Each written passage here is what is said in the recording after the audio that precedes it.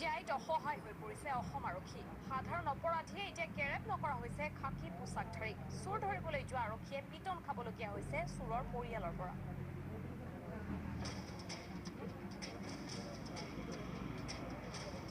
ফেন হৈ চোৰ ধৰিবলৈ গৈ ঠেচাটো হৈ উপস্থিত আৰক্ষী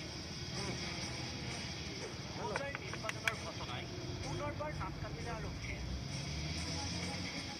ৰাতিপুৱাই বাইক চুৰিৰ খবৰ পাই নীলবাগানৰ জয়ন্তীয়া বস্তিলৈ গৈছিল আৰক্ষীৰ দল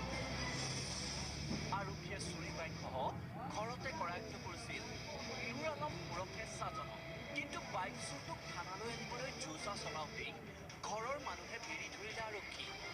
গতিয়াই মোকলাই দিলে নুৰ আলমক এতিয়া মানে গ্ৰেপ্তাৰ কৰি লৈ যোৱা অৱস্থাত সি আৰক্ষীক মানে মাৰপিট কৰি মানে ওলাই গ'ল মানে আৰক্ষীৰ হাতৰ পৰা মুকলি হোৱা মাত্ৰকে অন্তৰ্ধান হ'ল নুৰ আলম চোৰৰ পৰিয়ালৰ পিটন খোৱা আৰক্ষীয়ে বহু বিচাৰিও সন্ধান নাপালে নুৰৰ উপায়বিহীনকৈ জব্দ কৰা AS02N0213 নম্বৰৰ চুৰি বাইকখন লৈ থানালৈ উঠি আহিল আৰক্ষীৰ দল চোৰৰ পিটন খোৱাৰ পিছতো লাজ নোপোৱা আৰক্ষীয়ে নুৰ আলমক কৰায়ত্ব কৰিবলৈ অভিযান চলোৱাৰ কথাটোৱেই সামৰিলে দায়িত্ব বাইকখন পালোঁ কিন্তু ই চোৰ যিজন পলাই যাবলৈ সুবিধা পালে পলাই গ'লে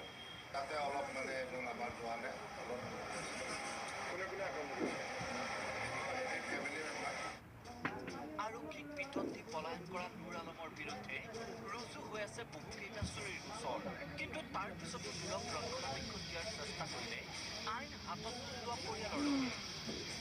তো ভাই বনে গোটেইকেইটা গৈ ইয়াত মানে ভেৰি লৈছোঁ আমাৰ বাইটিটো মানে আমি বচাই কিনে লৈ আহিছোঁ এনে ঘটনাই সংঘটিত হয় ক্ৰাইম জোন সজাই যদি অপৰাধ আৰক্ষীৰ বাবে কিচকিচাই কৰিব পাৰে অপৰাধীয়ে এনে অপৰাধীৰ বাবেই কোনো নিৰাপত্তা নোহোৱা হৈছে সাধাৰণ জনতাৰ দবকাৰ পৰা Abdul Hakim news 18 Assam north east